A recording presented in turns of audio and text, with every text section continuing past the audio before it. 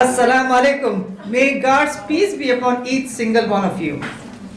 Now, it is my tradition that I start off with a quiz, a pop quiz. Yeah, you guys ready for it? Yeah? Yeah, come on. All right, here is the very first question. Now, there is a major misconception, especially in the Washington, D.C., that Muslims are new to the country. We are foreigners. We are immigrants and we don't belong here. Now, when do you think Muslims started to come to the USA? What century? Yes, sir. 18th century. Means 1700s. Is that your final answer? All right. Actually, that's not the right answer. Sorry. How about if I tell you that according to New York Times, Muslim presence in the USA is there since the 1529. Yeah, about 500 years. Okay, what do you think may be some of the achievements of Muslims in the USA? Living here for 500 years, besides inventing the falafel and the hummus, what do you think they may have contributed? I would not be happy if there is no contribution, right? Yeah. Go for it, anyone. Would you like to take a shot? Everything. Everything, really? I would be happy. There were about many, actually, I don't know the number, many Muslims who took part in the Revolutionary War alongside George Washington for the freedom of the country, and they sacrificed their lives. So in 1975, a stamp was taken out to recognize the contributions and the sacrifices, even of their lives, by the Muslims in the Revolutionary War. In the Civil War, there were many Muslims, approximately 300, who fought alongside Abraham Lincoln for the freedom of the slaves and the unity of the country. In fact, the first country that recognized the independence of the USA was none other than the Muslim country of Morocco. You guys like ice cream cone? Yeah. You're not getting it today. Sorry. Right? But the fact about the ice cream cone is, in 1904 World Fair in St. Louis, there were many vendors. One of the vendors was selling ice cream, and the ice cream was a hot item. And pretty soon, he ran out of the ice cream cups. Next to him was an Arab vendor. He was selling Arab desserts. So what he advised to this ice cream vendor is, why don't you roll your sweet bread in the form of a cone and put the ice cream scoop on the top, and that's when the ice cream cone was invented. The next time you eat the ice cream cone, thank the Muslims. Can you name the most mentioned prophet by name in the Quran? The Quran has names of about 25 prophets and messengers. Who do you think is mentioned the most in the Quran by name? Raise of hand. Yes, sir.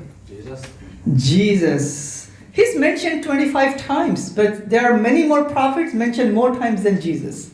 Yes, sir. Moses. All right, give me a big hand. You got it. Wonderful. Was that a guess? No, I knew that. You Googled it. Oh, no, I already knew that. Okay, good. I'm just picking on you, sorry. Can you imagine the greatest prophet of the Old Testament, the greatest prophet of the Jewish faith, is the most mentioned prophet by name in the Quran. And the second most mentioned prophet by name in the Quran is none other than Abraham, peace be upon him. Jesus is mentioned 25 times. Adam is mentioned 25 times. And Muhammad, peace be upon him, he's mentioned only 5 times by name. So many a times I shared this with my Christian and Jewish friends. If the Quran was coming from the mind of Muhammad, peace be upon him, why didn't he mention himself the most? Why somebody else, a prophet who came 3,000 years before his time?